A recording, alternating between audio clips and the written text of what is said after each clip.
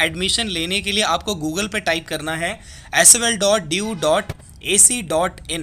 जब आप इसको टाइप करके सर्च करेंगे तो आपके सामने इस तरीके से वेबसाइट ओपन हो जाएगी। एडमिशन की जो लास्ट डेट है बीए प्रोग्राम साइकोलॉजी और कंप्यूटर एप्लीकेशन वो 31 जुलाई है। इसके अलावा बाकी सारे जो एडमिशन होंगे उसकी लास्ट डेट 31 अगस्त तक यानी 31 अगस्त 2023 तक रहेगी। मैं एक चीज़ बता दूं कि जो भी बच्चे 12वीं क्लास पास कर चुके हैं वो इसमें एडमिशन लेने के लिए एलिजिबल हैं।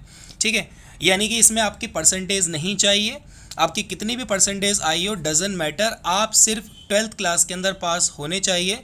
ठीक है, और ज़रूरी नहीं है आप रेगुलर स्कूल गए हो, अगर आपने ओपन से भी अपनी 12th की है तो भी यहाँ पे आप अपना एडमिशन ले सकते हैं, उसके लिए भी कोई परसेंटेज की ज़रूरत नहीं होती है। ऑनलाइन पोर्टल है, इस पर आपको क्लिक करना है।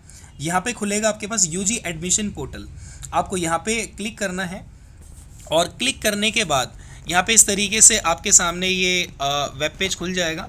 तो यहाँ पे कुछ इंस्ट्रक्शंस हैं, आप चाहें तो इनको पढ़ सकते हैं। हम सबसे पहले क्या करेंगे, यहाँ पे लिखा है click here for new registration, तो इस पर क्लिक करने के बाद आपको नीचे आना है और यहाँ पे अपना एक यूज़र नेम बनाना है। तो यूज्ड फॉर लॉगिन करने के लिए यही यूज़र नेम चलेगा। तो मैं आपको बता देता हूँ कि कैसे क्या चीज़ें हैं। तो यहाँ पे हम एक यूज़र नेम बना लेते हैं कोई भी, लेट्स सी। तो स्मॉल लेटर में अपना नाम लिखें या कुछ और लिख सकते हैं और एक नंबर जरूर डाल देना। जैसे मैंने बीच में लिखा है 2, तो मैंने लिखा है सागर 2 YSC, या अपने हिसाब से अपना लॉगिन आप बना सकते हैं। नीचे आपका एप्लीकेंट्स फुल नेम, देखो आपको अपना नाम वही डालना है जो आपके एजुकेशन डॉक्यूमेंट्स, जो भी आपके एजुकेशनल डॉक्यूमेंट्स हैं, जैसे 12th क्लास का है, 10th क्लास की जो मार्कशीट है वही आपको डालना है। तो जैसे मैं यहाँ पे अपना नाम डाल देता हूँ। उसके बाद आपको क्या करना है, अपनी ईमेल आईडी, दोस्तों ईमेल आईडी को ना बहुत ध्यान से डालना और वही ईमेल आईडी इसके अंदर देना जो आपकी एक्टिव है। ठीक है, तो अपनी आपने ईमेल आईडी देनी है। जैसे फॉर एग्जांपल मैंने अपनी ये ईमेल आईडी डाल दी, वापस से ये एप्लीकेंट्स यानी आपकी दोबारा से ये ईमेल आईडी मांग रहा है, तो आपको दोबारा से ईमेल आईडी को इसमें फिल कर देना है। अच्छा, तो इतना काम हो गया। यहाँ पे लिखा है पासवर्ड मिनिमम 6। तो दोस्तों मैंने यहाँ पे पासवर्ड बना लिया है। पासवर्ड बनाने के लिए मैंने कुछ भी नहीं किया, सिंपल जो आपका नंबर्स है मैंने कोई 6 डिजिट के नंबर डाल दिए। ठीक है, आप भी कोई भी 6 डिजिट के नंबर डाल देना। उसके बाद यहाँ पे आपको अपना मोबाइल नंबर डालना है। मैंने यहाँ पे मोबाइल नंबर भी डाल दिया है और 2 बार डाला है, पहले बार पूछा था और दोबारा से री एंटर करने के लिए बोला था, वो भी कर दिया है। इसके बाद आपको क्या करना है, कैप्चा वेरिफिकेशन, तो ये जो आपको दिख रहा होगा नंबर, आपको इसको डालकर वेरीफाई करना है। दोस्तों कैप्चा कोड डाल दिया, उसके बाद यहाँ पे लिखा है रजिस्टर, तो आपको रजिस्टर पे क्लिक करना है और रजिस्टर पे क्लिक करने के बाद कुछ इस तरीके से आपके पास पोर्टल ओपन आएगा और यहाँ पे आपको पासवर्ड सेव करने के लिए बोलेगा, तो आप कर लेना या तो आप वैसे लिख लेना कहीं पर। तो आपको अपना पासवर्ड याद रहना चाहिए। उसके बाद जैसे ही आप ये करेंगे तो देखो आपके जो ईमेल आईडी है ना, ईमेल आईडी पर आपको एक मेल आएगा, मैं दिखा देता हूँ। यहाँ पे देखो मेरे पास एक ईमेल आईडी पर मेल आया है और यहाँ पे लिखा है verification code of email verification. तो यहाँ पे मेरे पास, मैं आपको मेल दिखा देता हूँ एक बार। दोस्तों देखो इस तरीके से मेल आपके पास आ जाएगा, जैसे कि मेरे पास यहाँ पे आया है और यहाँ पे एक वेरिफिकेशन कोड आपको देखने को मिलेगा, वो आपको यहाँ पे OTP को डालना होगा। अब यहाँ पे आपको जो OTP है उसको यहाँ पे कॉपी कर लेना है। ठीक है, कॉपी करने के बाद वापस आपको एडमिशन की जो पोर्टल है उस पर आ जाना है। तो दोस्तों हमने जो OTP है उसको वहाँ पे कॉपी कर लिया था। उसके बाद यहाँ पे लिखा हुआ आ रहा है your account is created successfully and please enter the verification code send to your registration details. तो यहाँ पे हमें क्या करना है, अब OTP को यहाँ पे डालना है और यहाँ पे देखो ये लिखा है please do not refresh this page, इस पेज को रिफ्रेश नहीं करना। और यहाँ पे लिखा है टाइम रिमेनिंग टू इंटर, यानी कि हमें करीब यहाँ पे 14-15 मिनट का टाइम मिला है। तो यहाँ पे हम क्या करेंगे, OTP को डाल देंगे जो हमारे पास आया था। तो हमने उस OTP को डाला, तो इस तरीके से OTP डालेंगे। फिर अगेन यहाँ पे कैप्चा कोड आया, इसको डालेंगे। तो कैप्चा कोड में हमारे पास आया है 3655754। तो दोस्तों ये करने के बाद हमें क्या करना है, सबमिट OTP। ठीक है, नीचे लिखा रहा है रीसेंड OTP, आपको रीसेंड पे क्लिक नहीं करना। अगर नहीं आया तो आप रीसेंड पे क्लिक करेंगे, नहीं तो आपको सबमिट पर क्लिक करना है। और सबमिट पर क्लिक करने के बाद अगेन यहाँ पे लिखा आएगा account verified successfully, please log in to start your application process. और यहाँ पे मेरे पास एक मैसेज भी आया है। तो हमारे पास यूज़र ID एंड पासवर्ड ये सब कुछ बन चुका है। ये सब करने के बाद देखो आपको इसको नीचे स्क्रॉल करते जाना है, स्क्रॉल करते जाना है और स्क्रॉल करने के बाद यहाँ पे लिखा है रजिस्टर्ड यूज़र नेम और पासवर्ड, वो आपको यहाँ पे डालना है। तो मैं यहाँ पे वो डाल देता हूँ।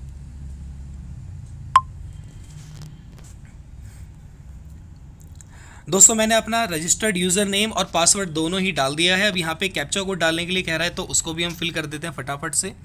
3467245। कैप्चा को डालने के बाद यहाँ पे लॉगिन लिखा हुआ आएगा। एक चीज़ और देख लीजिए, यहाँ पे नीचे लिखा हुआ है फॉरगॉट पासवर्ड। अगर आप किसी तरीके से अपना पासवर्ड भूल गए हैं तो यहाँ से आप फॉरगॉट पासवर्ड करके रिक्रिएट कर सकते हैं, और अगर यूज़र नेम भूल गए तो उसके लिए भी नीचे एक ऑप्शन आ रहा है। अब हम लॉगिन करते हैं। लॉगिन पर क्लिक करेंगे तो क्लिक करने के बाद हमारे पास इस तरीके से ये ओपन हो। यहाँ पे जो एलिजिबिलिटी आपको दे रखी है, जिसमें अगर आप बीए प्रोग्राम के बच्चे हैं तो अगर यहाँ पे आपको दोस्तों जो एलिजिबिलिटी दे रखी है इसको आप ध्यान से समझ लो, ठीक है। बहुत क्लियरली आपको मैं बताऊंगा। बीए प्रोग्राम जो बच्चे चूज़ करना चाह रहे हैं उनको सिर्फ 12th पास होना इनफ है। इसके अलावा बहुत सारी चीज़ें नहीं पूछी गई हैं, सिर्फ यहाँ पे 12th पास होना काफ़ी है, ठीक है। Percentage doesn't matter.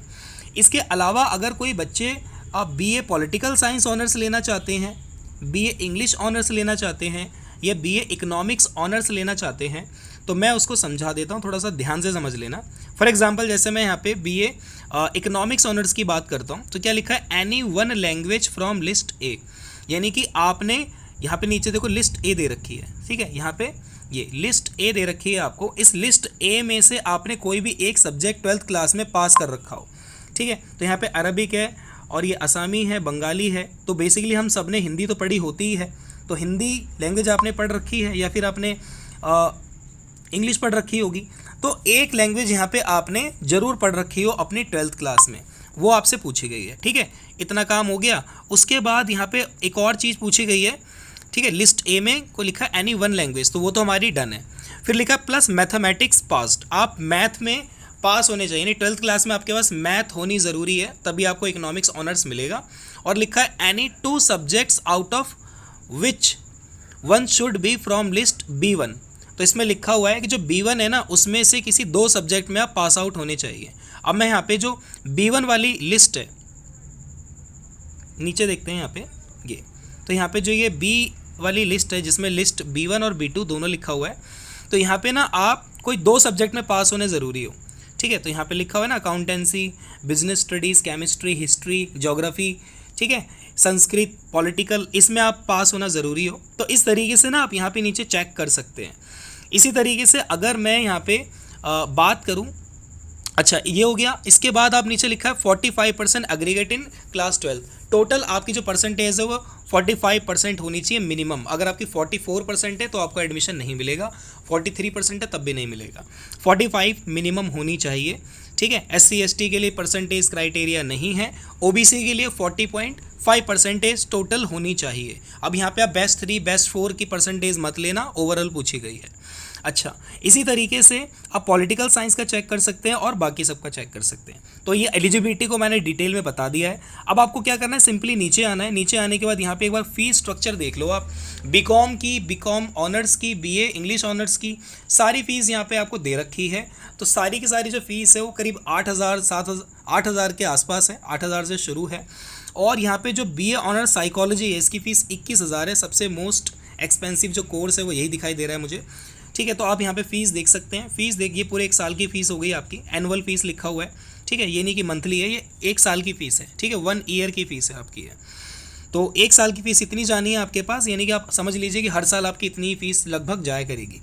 अच्छा, ये सारी चीज़ें पढ़ने के बाद यहाँ पे आपको क्या लिखा हुआ है, ये सारी चीज़ें पढ़ने के बाद आप नीचे आएंगे और यहाँ पे कुछ गेटवेज हैं, ये पेमेंट के हैं, कोई दिक्कत नहीं है। नीचे लिखा I have read all important information, तो आपको यहाँ पे क्लिक करना है।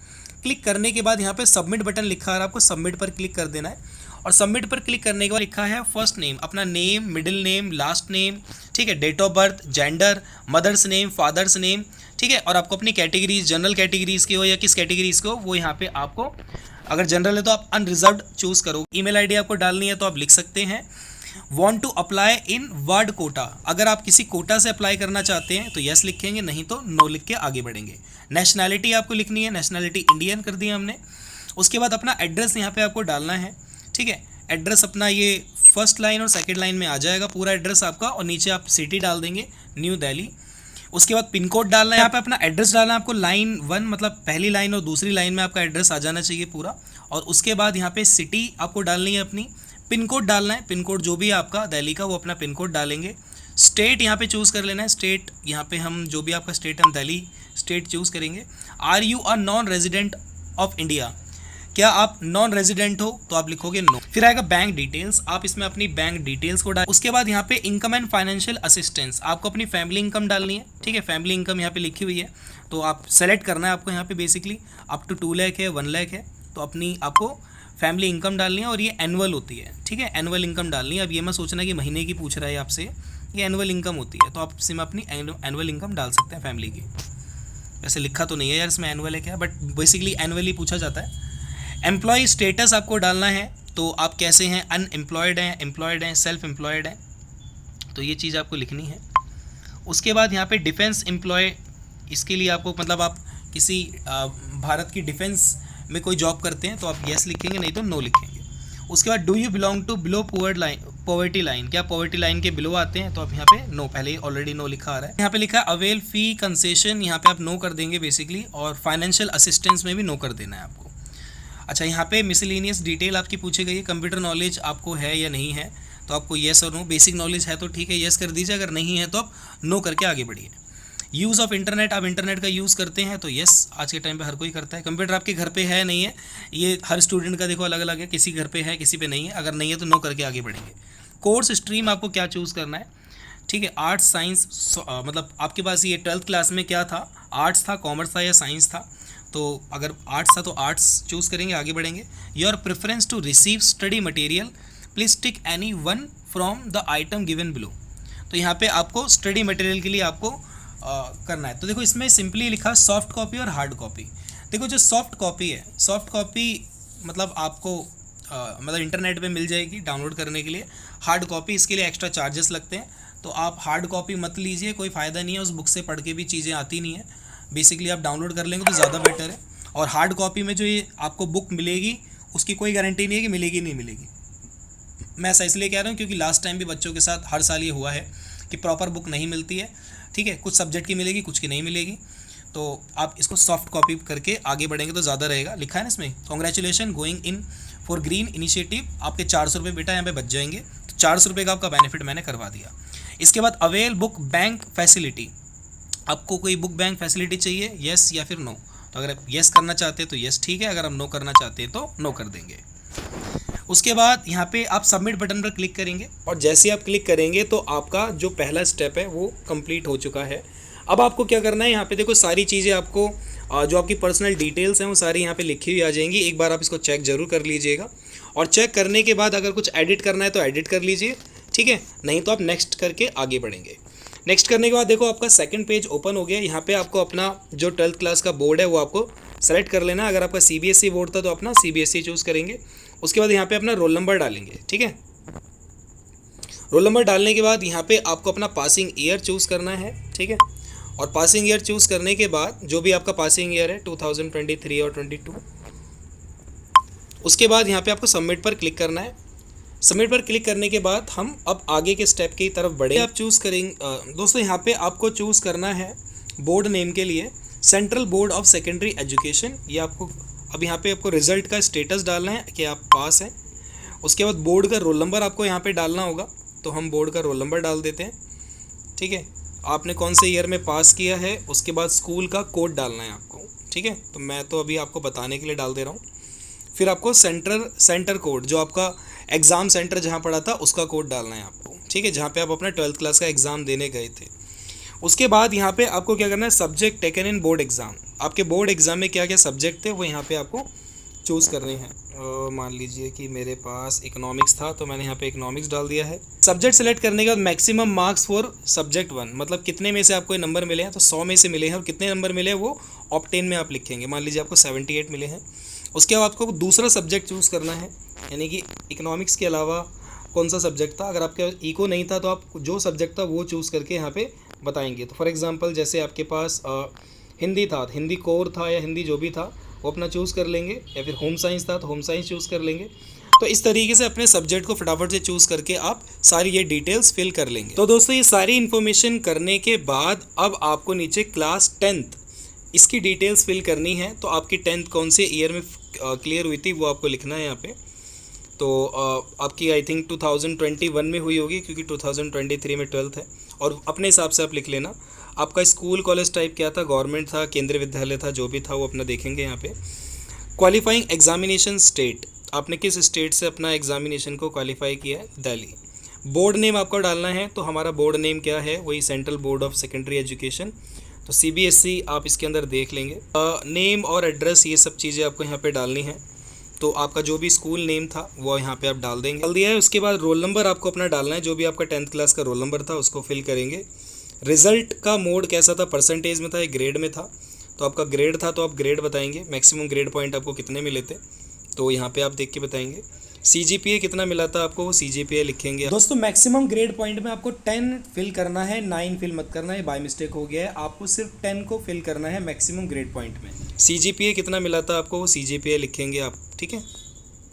तो अपना सीजीपीए देख लेंगे, अपना सीजीपीए मिला होगा। उसके बाद सीजीपीए इक्विवेलेंट परसेंटेज, तो आपका जो सीजीपीए है ना उसको परसेंटेज में कन्वर्ट कर लेना। जो आपका सीजीपीए जैसे 7.8 सीजीपीए है तो इसको ना 9.5 से मल्टीप्लाई कर लेना आप, ठीक है। यानी कि जो भी आपका सीजीपीए होगा, 6.5 सीजीपीए है या 7.2 सीजीपीए है, जितना भी सीजीपीए है उसको 9.5 से मल्टीप्लाई करके देख लेना कितना परसेंटेज निकल के आ रहा है, वो यहाँ पे आपको फिल कर देना है, ठीक है। तो हम यहाँ पे अपना परसेंटेज फिल कर देते हैं 78। तो इतना क्लियर हो गया। उसके बाद हमें यहाँ पे और चीज़ें फिल करनी है, वो मैं आपको दिखा देता हूँ। Name of school last attend, आपका जो लास्ट 12th क्लास का स्कूल था वो आपको यहाँ पे डालना है। आपको स्कूल लोकेशन जो दिल्ली है वही लिखना है अपना। मीडियम ऑफ स्टडी, आपने किस मीडियम से स्टडी की, हिंदी या इंग्लिश, तो अपना मीडियम चूज़ करेंगे। Study Hindi language studied up to, आपने हिंदी को कहाँ तक पढ़ा है, किस, तो आपने अगर 12वीं तक पढ़ा है तो 12वीं तक करेंगे। उसके बाद have you studied any one of these languages, आपने इंग्लिश पढ़ी है, येस और नो, तो हमने येस। इंग्लिश सब्जेक्ट स्टडी कहाँ तक पढ़ा है आपने, 12th तक, 10th तक, तो अपना देख लेंगे। अगर 10th तक पढ़ा है तो 10th लिखेंगे, अगर 12th तक कराए तो 12th सेलेक्ट करेंगे। उसमें अपने परसेंटेज मार्क्स ऑब्टेन इन, हाँ तो कितने परसेंट आपको मार्क्स मिले हैं वो अपने परसेंटेज ऑफ मार्क्स यहाँ पे आप मेंशन करेंगे।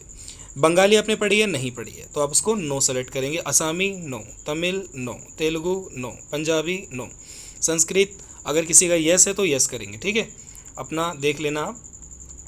तो हम यहाँ पे आगे बढ़ते हैं। ये सारी चीज़ें करने के बाद हम सबमिट बटन पर क्लिक करेंगे और इस तरीके से हम इस पेज पर पहुँचेंगे। तो यहाँ पर हमारे पास ये पेज ओपन हो गया है। इस पर एक बार सारी डिटेल्स आप चेक कर लेंगे। सारी डिटेल्स चेक करने के बाद नीचे आपके पूछेगा कि आपको क्या दोबारा से कोई डिटेल्स को एडिट करना है, तो आप एडिट पे जा सकते हैं। और अगर आपको अपना पीछे वाला पेज जो हमने किया था उस पर जाना है तो प्रीवियस पर क्लिक करेंगे।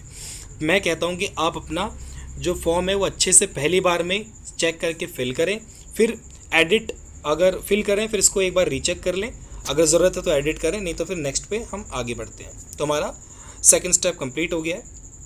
अब यहाँ पे ये थर्ड स्टेप में हम नीचे आएंगे तो यहाँ पे आपको प्रोग्राम सेलेक्ट करना है, ठीक है। आपको क्या चाहिए, बीए प्रोग्राम चाहिए, ऑनर्स चाहिए, जो भी चाहिए आपको सेलेक्ट करना है। उसके यहाँ पे आपको सब्जेक्ट चूज़ करने हैं। तो आपने जैसे फॉर एग्जांपल पॉलिटिकल ले लिया। माइनर सब्जेक्ट में आपको आपने मान लीजिए कि हिस्ट्री ले लिया। मीडियम ऑफ इंस्ट्रक्शन आपने हिंदी चाहिए, इंग्लिश चाहिए, आपने हिंदी ले लिया। और as per the address field your regional centre is to south regional centre, तो हम यहाँ पे ले लेंगे साउथ रीजनल सेंटर ले लेंगे। तो ये सब चीज़ें होने के बाद हमने सबमिट पर क्लिक करेंगे। उसके बाद ये सब चीज़ें करने के बाद नेक्स्ट करने के लिए बोल रहा है, यहाँ पे डिटेल्स चेक करनी है हमें। उसके बाद यहाँ पे ये माइनर मेजर सब्जेक्ट क्या है वो भी मैं ना आपको अभी दिखाऊंगा। अब यहाँ पे आ चुके हैं हम कोर्स सेलेक्टेड फॉर सेमेस्टर 1। तो हमने यहाँ पे सब्जेक्ट चूज़ कर लेना। एक तो हमें ये मिला है, उसके बाद ये मिला है, ठीक है। कुछ सब्जेक्ट हमें सेलेक्टेड मिल रहे हैं तो हम चूज़ करते जाएंगे। अच्छा, यहाँ पे लिखा है जनरिक इलेक्टिव, यहाँ पे अपना आप चूज़ कर लेना, ठीक है। उसके बाद एबिलिटी इन्हेंसमेंट में अपना कोई सब्जेक्ट आप देख लेंगे। तो हमने एनवायरनमेंट ले लिया। स्किल इन्हेंसमेंट में हमने मान लीजिए हिंदी ले लिया। और वैल्यू एडिशन कोर्स के अंदर मान लीजिए हमने ये ले लिया। तो इस तरीके से हमें मिल गया। अब आता है सेमेस्टर 2 में आपको क्या क्या सब्जेक्ट लेने हैं। तो ये जो सेलेक्ट करेंगे, जो 1 ऑप्शन आ रहा है उस पर तो कोई प्रॉब्लम नहीं है। जनरिक इलेक्टिव में आप अपना चूज़ कर लें। अच्छा, मैं आपको एक चीज़ और बताता हूँ कि ना अगर बाई चांस आपका सब्जेक्ट गलत चूज़ हो जाता है, ठीक है, तो देखो यहाँ पे मैंने एक सब्जेक्ट को वापस से रिपीट किया था। तो यहाँ पे क्या लिखा हुआ आ गया, दिखाता हूँ मैं भी आपको। कहाँ गया ये। तो यहाँ पे लिखा है डुप्लीकेट सेक्शन ऑफ कोर्स 98। तो यहाँ पे अगर कोई डुप्लीकेट सब्जेक्ट हो रहा है तो वो आप देख लेना, अपना उस हिसाब से चेक कर लेना, ठीक है। अब यहाँ पे हम चेक करेंगे, ये मैंने बंगाली ले लिया, कुछ और ले लेंगे अपना स्किल इन्हेंसमेंट। तो हमने ये फाइनेंस फॉर एवरीवन कम्युनिकेशन ये ले लेते हैं। फिर एक वैल्यू एडिशन कोर्स के लिए हम ले लेते हैं, मान लीजिए हम चलो पॉलिटिकल ले लेते हैं। तो ये हमारे पास सेमेस्टर 1 से लेके सेमेस्टर 2 के सब्जेक्ट चूज़ हो गए हैं, ठीक है। इसमें फिर उसके बाद आपको सबमिट बटन पर क्लिक करना है। Invalid course selection, you need to select 44 credit but you have selected. दोस्तों हो सकता है कि इस तरीके से प्रॉब्लम आपको भी फेस करनी पड़े, तो इसके लिए आप पैनिक मत करना। आप कुछ टाइम बाद वापस से बैक पेज पर जाना और दोबारा से चीज़ें एडिट करके इसको अप्लाई करना। जैसा कि देख सकते हैं मैंने कुछ टाइम बाद पेज को बैक करके वापस इसको अप्लाई किया था, तो सबमिट करने पर मेरा ये सबमिट हो गया था और मेरे 4th जो पेज है वो कंप्लीट हो गए थे। अब मैं नेक्स्ट पेज पर आ जाता हूँ। तो दोस्तों ये देखो पेज नंबर 5 मेरे पास ओपन हो चुका है और यहाँ पे हमें अपनी पासपोर्ट साइज़ फ़ोटो को अपलोड करना है। ये फ़ोटो मेरी अपलोड हो चुकी है। इसी तरीके से एक ब्लैंक पेपर पे मुझे सिग्नेचर भी लिखकर अपलोड करने हैं। उसके बाद अपना 10th क्लास का सर्टिफिकेट, 12th क्लास की सर्टिफिकेट, ये सारी चीज़ें मुझे अपलोड करनी है। एड्रेस प्रूफ भी मुझे डालना है, इसमें आधार कार्ड डाल सकते हैं। उसके बाद दोस्तों लास्ट में आपको इनकम सर्टिफिकेट डालना है। अगर आपके पास इनकम सर्टिफिकेट है तो कोई बात नहीं, नहीं तो इसमें आप कोई भी अपना एक डॉक्यूमेंट डाल देना ताकि ये फॉर्म आगे प्रोसीड हो सके। तो मैंने यहाँ पे एक आधार कार्ड ही या फिर अपनी मार्कशीट को ही अपलोड कर दिया है। उसके बाद दोस्तों आपको नेक्स्ट बटन पर क्लिक करना है। तो इस तरीके से सारी चीज़ें आपके सामने आ जाएंगी। फिर इसको आप स्क्रॉल करेंगे तो आपको सारी डिटेल्स अपनी देखने को मिल जाएंगी। अगर आपको कुछ भी चेंज करना है तो यहाँ पे आपको ऑप्शन दिखाई देगा मॉडिफिकेशन का। तो यहाँ से आप क्या कर सकते हैं, जो मॉडिफाई द सेक्शन करके आपको जो बटन दिखाई दे रहा है, यहाँ से आप चीज़ों को चेंज कर सकते हैं। और ये सेक्शन वाइज सेक्शन आपको सारी चीज़ें नीचे से ऊपर तक दे रखी है कि अगर आपको कोई चेंजेस करना है या कोई गलती हो गई है तो आप रीचेक करके वापस से उसको मॉडिफाई यानी कि चेंज कर सकते हैं। उसके बाद आपको आई अग्री पर टिक लगा के एक्सेप्ट एंड प्रोसीड पर क्लिक कर देना है और आपके सामने एक नेक्स्ट पेज ओपन होके आ जाएगा। तो यहाँ पे हम सबसे पहले इस पर क्लिक करते हैं और क्लिक करने के बाद आप देख सकते हैं इस तरीके से आपके सामने एक पेज निकल के आ गया जहाँ पे आपका नेम, मेल, ये सारी चीज़ें दे रखी है और फीस आपकी निकल गई 7,820 रुपये। और दोस्तों यहाँ पे देखो 400 रुपये आपके लेस हो चुके हैं, जिसमें से अब आपको टोटल जो फीस पे करनी है वह 7,420 रुपये, यानी कि 400 रुपये का आपका बेनिफिट हो गया था। जो हमने जो बुक थी वो हार्ड कॉपी से सॉफ्ट कॉपी को चूज़ किया था। तो इस तरीके से चीज़ें हो गई। अभी यहाँ पे आप सोचेंगे कि ये आगे क्यों नहीं बढ़ रहा है। यहाँ पे बैक टू डैशबोर्ड का एक ऑप्शन आ रहा है, इस पर हम क्लिक करेंगे तो हमारे पास ये पूरी चीज़ें दिखाई देंगी और फीस पेंडिंग दिखाएगा। क्यों? क्योंकि अभी जो हमारा एप्लीकेशन है ना, ये वेरिफिकेशन के लिए गया हुआ है। वेरिफिकेशन जब ये हो जाएगी तो उसके बाद नीचे लिखा हुआ आएगा कि आप यहाँ से फ़ीस पे कर सकते हैं। तो अभी आपको इतना फॉर्म फिल करने के बाद 1 दिन या 2 दिन का वेट करना है। जब यहाँ पे वेरिफिकेशन कंप्लीट हो जाएगी तो यहाँ पे आपको फ़ीस पे करने का ऑप्शन आ जाएगा, तो यहाँ से आप फ़ीस को पे कर पाएंगे। तो दोस्तों इस तरीके से आपका फॉर्म होता है कंप्लीट। और आपका कोई भी डाउट है, कुछ भी है, आप मुझे कमेंट कर दीजिए और अपने दोस्तों को ज़रूर शेयर कर देना ताकि वो साइबर कैफ़े पे जाकर फालतू के अपने पैसे ना फूकें। ठीक है, घर पे बैठ के ऑनलाइन फॉर्म आराम से फिल हो जाएगा। ये वीडियो उनको शेयर कर दो। मिलता हूँ आपसे अगले वीडियो में और चैनल सब्सक्राइब कर लेना ताकि आने वाले जो और भी अपडेट्स हैं और एग्ज़ाम से रिलेटेड अपडेट्स हैं, सारी चीज़ें आपको टाइम टू टाइम मिल जाएंगी। Bye bye and wish you all the very best.